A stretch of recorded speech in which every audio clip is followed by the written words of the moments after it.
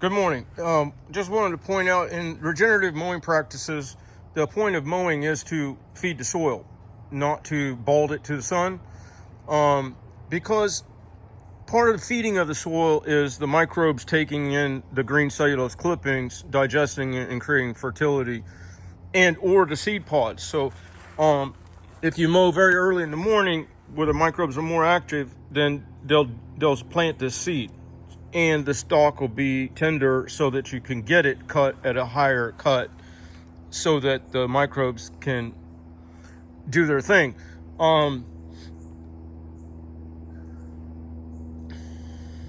When you start having the right mindset of what your point and purpose is when you're spinning the blades, then it'll come intrinsically to your mind what to do. You'll end up starting to focus on putting green clippings into brown areas and putting brown material into green areas. Often when I have amount of leaves, I don't try to chip them all at once because I want slow release on the leaves, because the dormancy factor, they're not ready to utilize all of the leaves, and a lot of the leaves are upside down, so they can't be lifted with wind. But you'll focus then on moving leaf debris towards septic areas where there's more moisture and can be digested. You'll do the inverse where there's brown patches. You'll try to get green clippings to fall there to cover the soil and protect it from the sun and be digested. Now this area is a little bit suffering in that I had it blocked off. I couldn't get a mower back here, so the soil started to starve a bit. So I do have a couple patches, and then of course there's a bit of topography here. It may not show where there's a little crown that loses moisture quicker, deposits moisture over here and nutrients. But with proper maintenance, we should get the mycelium network, which spreads moisture and nutrients this way. Your plants are going to distribute moisture and nutrients this way, so they can bring up minerals and nutrients from the soil that they sit upon, and they can bring in moisture from the air when necessary to support the microbes.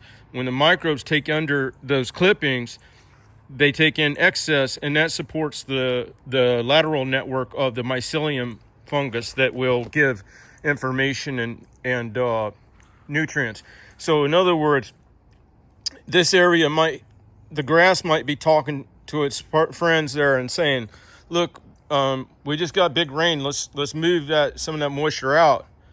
Well, actually right here in the valley, let's move some of that out. Let's transpire some moisture to the atmosphere.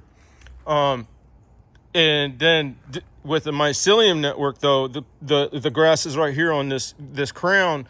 They'll say, hey, stop. Don't do that. We need moisture over here. Move some over here. All right. So that's awesome, because think about it in the grand scheme of things, like in the nation, how many times have you seen Florida flooding and Texas in a drought? All right. Or inverse. And if we had a pipeline where we could moderate back and forth these conditions and give resources where needed, and taking away the resources where it's dangerously overabundant, then we would have a perfect scenario, and we have the ability to do that on our lawns. But more and more, if you look at it from the aerial perspective, you'll see only one lawn treated decently, next lawn balded to the sun completely, and that breaks up the larger area of the mycelium resource and information network that makes it that much harder for all of this to happen, for the people that want to focus on regenerative mowing and organic mowing. And the beauty of that is, when this lawn is regenerating, right, with its flexible growth rate, it's accepting what comes from the sun as generation of cellulose. The lawns that aren't are accepting what comes from the sun as reflected heat and radiation, okay? But also this here area now, it has all the flexible musculature that plant has to adapt to weather conditions, adapt to lighting conditions, adapt to cloud cover, and also can pull in moisture from the atmosphere so that we aren't in a humid bubble. It can convert the carbon dioxide, which creates a solar lens to superheat. It can convert that to oxygen, which does the opposite. All right, so and it's a lot more refreshing. So a cooler, denser lawn where the soil is protected creates all of this benefit, and it is in harmony with our own biology, because, as an example, the mycelium fungus, if you touch it, releases serotonin in the body. So this is one of the steps and measures where we can create the intrinsic organic abundance of the things necessary to open up, hey kitty cat, to open up the rest of what was already given to us for future use. But it was given to us for the persons that would live in harmony with our environment, not antagonist to it or control, man control. I mean, there's a difference between being man or woman and being human. Human, the HU could be taken as humble, humility. Put that with man, and that's the prescription of all of the things that people talk about, whether they're from a perspective of a religious perspective or man is here as a dominant component. No, human, when you have the humble and humility, and then it opens the door to not just the biological benefit, wherein you're not exposed to denatured genetic material that lands on your skin, gets metabolized, and sends signaling to the cousin partners within your body that give you immunity, gives you ability to digest and absorb nutrients, et cetera, et cetera. So if you're mowing low and you're getting that denatured biological material, it's not on the DNA side, it's on the endocrine side. So, and that's even worse, because the hormones that structure downregulation of gene hormone signaling for blank, blank, blank out here are the same hormones that work in you. And when it's metabolized through your skin, then you've got a big problem with survivability.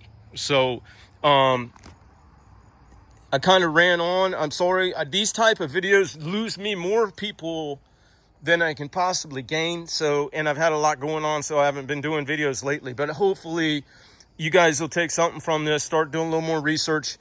Look into articles that have structured some of my understanding. One was USA Today.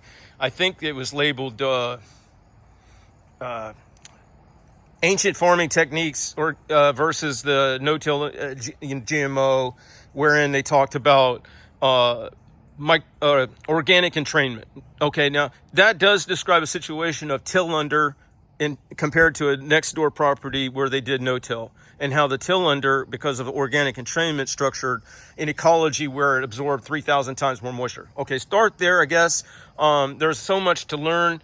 This video is for entertainment purposes only. I'm not a doctor. I'm not a physicist, scientist, anything like that.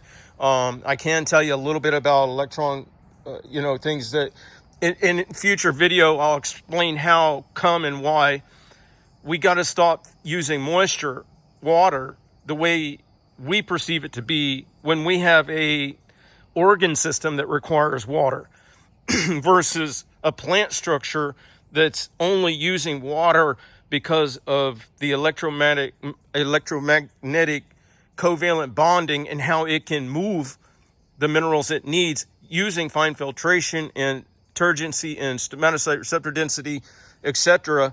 But it doesn't perceive water the way we do. It doesn't have that emotional component. It is only using it, and it's structuring bonds and then destructuring bonds as it needs to do. And it's something that we've tried to do as an alternate energy source, but you have to use enormous energy. How do the plants do it? Because they got the energy of the sun, and it's nature. And nature's pretty damn cool if you start really looking into it. Y'all have a good day.